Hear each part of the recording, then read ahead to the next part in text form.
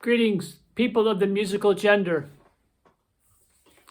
In my last two videos, Stradella bass accordion, number 28A and number 28B, I really spoke poorly. I had trouble speaking, and I had trouble with my hands playing the buttons correctly on my accordion. So I wanted to apologize for that. Some days I don't speak well and don't move well, and it might have something to do with my thyroid. So I wanted to tell you that I spoke poorly. And in that last video, I was trying to explain how I specifically used tones at the interval of a third for a specific reason. All right, I tried to talk about that. I don't know if I made that clear or not. And then I referred back to another video, my Stradella bass accordion, number 27A, and I showed how to play the song Lily Marlene.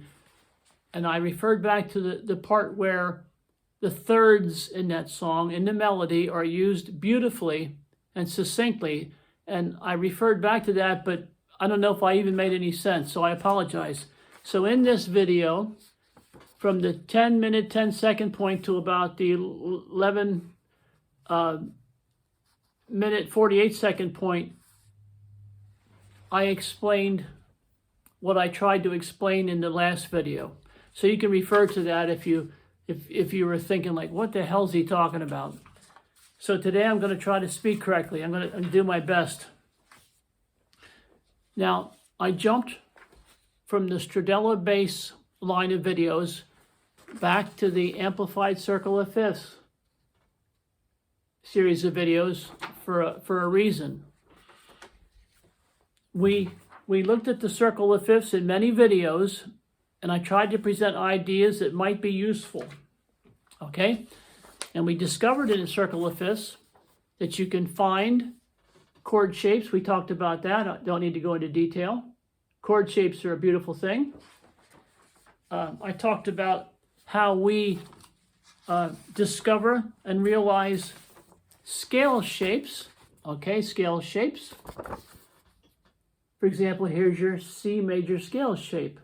And all you do is you slide that scale shape along the data rings and you get your other scales, or you could actually call them modes of the C major scale. I showed you that. That's one page. There's some more scales or modes. All you did was slide that scale shape. I already talked about that. And there's two more. Okay, so we talked about that.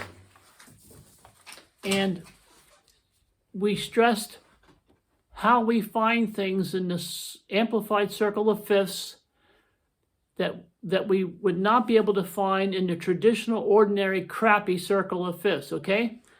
Then I pushed it farther, deeper, and I says, well, does the circle of fifths that I created have anything to do with the accordion? So I developed a device called the Stradella slice pair, which would be made up of your subject slice and your forward slice. And I tried to demonstrate, tried to show how that gave you a window into the tones that you find on the Stradella button files, okay? I tried to show that. I talked about it. All right. You can refer to that if you want to, the other videos. Now, then I stopped that and I did a Stradella bass video, and I showed you how I play my own song called The Shadow House.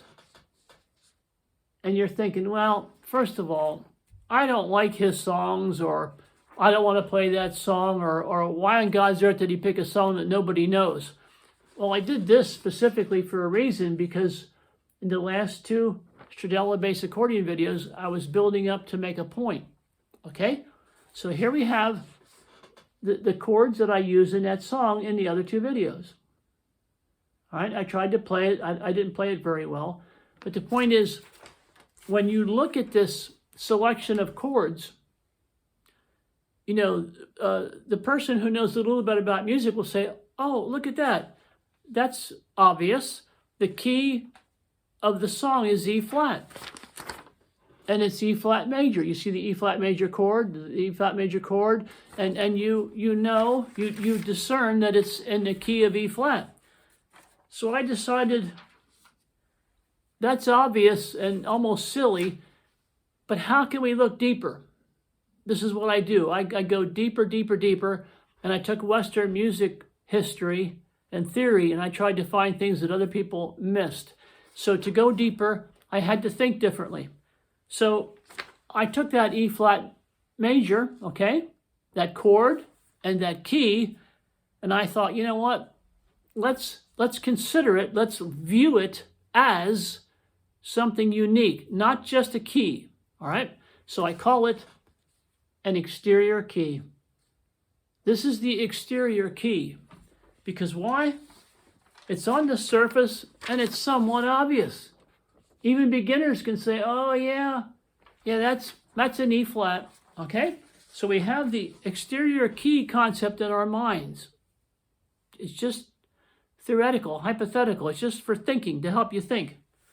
So we know, if you watch my videos, you know that we have chord shapes in your circle of fifths. You know you have scale shapes in your amplified circle of fifths. Okay, you've seen them many, many times. But now to see if there's anything else we can find in the amplified circle of fifths or any other correlations, then we need a different mindset and a different tool. And I call it the song shape. I know you're probably thinking, this guy's goofy, but I call it the song shape. And when I take the chords I showed you for the song that I showed in the last two videos, okay, these, all right, and I map them out on my amplified circle of fifths, I get a song shape. Now that you say, oh, that looks like those chord shapes and those stupid scale shapes. All right, it does. But it's a song shape because I took on my selection of chords the root tone for each chord, each and every chord, the root tone, okay? And I mapped out the root tone on the amplified circle of fifths, okay? And this is what I got. I got a song shape. All the roots that you need for that song are in this shape. They're all in there. Now, you say, well, what does it mean and what does it reveal? Well, immediately, remembering that the exterior key is E flat, okay, I went back to my Stradella slice pair, the one that tries to help correlate the amplified circle of fifths with the accordion Stradella buttons, okay? And I saw that when I mapped that out, here's the E flat key we talked about, and here's your theoretically very important relationships, your relative minor, see? Relative major, and then there's that devil's interval. I know it's only theoretical, but the Stradella slice pair for this particular song, all right? All right, this Stradella slice pair yielded some important features on the accordion buttons. So we know now from an exterior perspective, and here we have our key, our tonal center, our tonic, all right? And I put little stars there, that's your tonal center, right? That's your exterior key. And then you see here is your relative minor and your relative major. Okay, that's obvious, and that doesn't take an extra large brain to understand this. So keeping all of what I just told you in mind, all of it, I quickly noticed something. There are scales in this song shape to be found when you look at it from my perspective. You'll find, all right, you'll find an E minor scale. This is my system that I use. You've seen my videos. My scales are made of two very neat scale phrases. They are named accordingly, and it's beautiful. So you find immediately an E flat minor scale. You have two minor scale phrases. See that? Now, you would probably call that an E flat minor in a traditional system, okay? Now here you have an E flat major minor scale that has a major scale phrase, a minor scale phrase. You see that? And you find in that song shape a C minor 2 scale. That's how I name it in my system. And you find a C minor 2 augmented scale. If you understand any of my videos and understand where I'm headed with these perspectives, you will see this. You won't be able to miss it.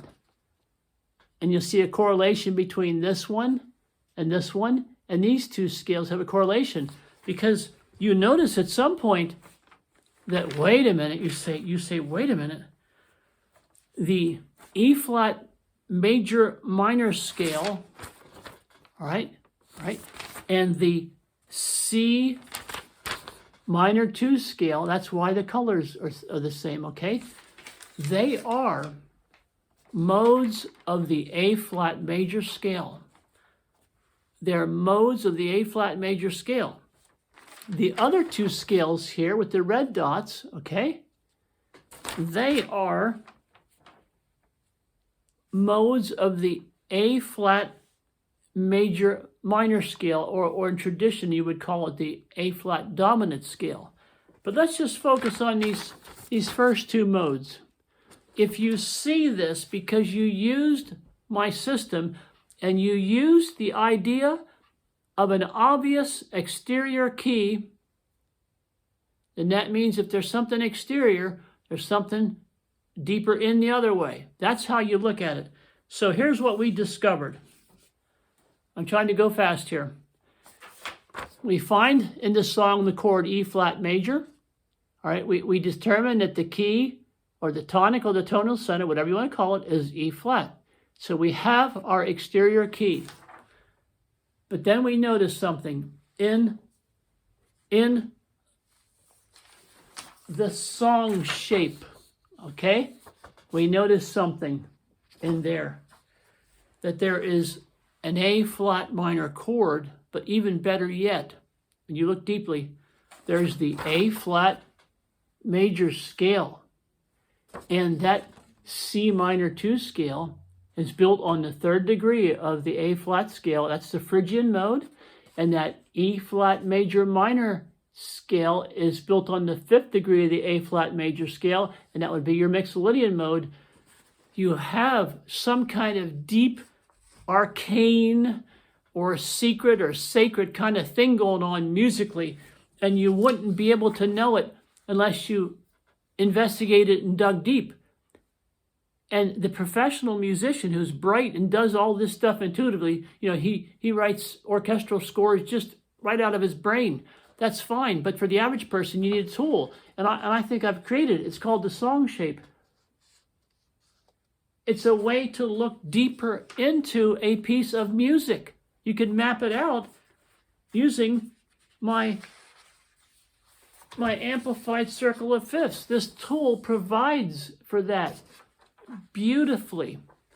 So I call that A flat major in this case, that critical thing, that core thing, that essential key. I call it the ulterior key. I introduced for the first time in music history the ulterior key. And I don't know if it'll stick, and I don't know if I'll talk about it much more, but the point is, I saw it. I looked into it. I created a way to look deeper into my circle, and I found it. And in this case, the A flat major, of course, would be an ulterior major key. Okay, I'm trying to wrap it up. It takes forever to load these onto my computer because everything's slow. So basically what I've done up to this point in all my music videos is basically try to stay within the realm of music theory and throw in a little psychology, a little philosophy. But the point is, theory is critical. Theory isn't the truth. But you often need theories or premises to find the truth. It's invaluable. So my amplified circle of fifths, I just want to make this statement in case I fall over dead and can't make any more videos, or my thyroid medicine doesn't work and I have other medicines and problems. The key thing is the amplified circle of fifth, even if you don't like it, even if you don't understand it, even if you say, oh my God, he won't stop talking about it, it is still, and I have proven it, a tool for discovery. It is a tool for musical discovery, because I took, with all my systems, I took a blank piece of paper, nothing on, a piece of paper and a pen, and I drew circles on it. I just drew circles and lines on it. And I learned so much I can't even tell you. It's humbling. And that's it. So thank you for being incredibly patient over the past 4 years. Seriously, I appreciate anybody who watches these. And that's it for today. Good night.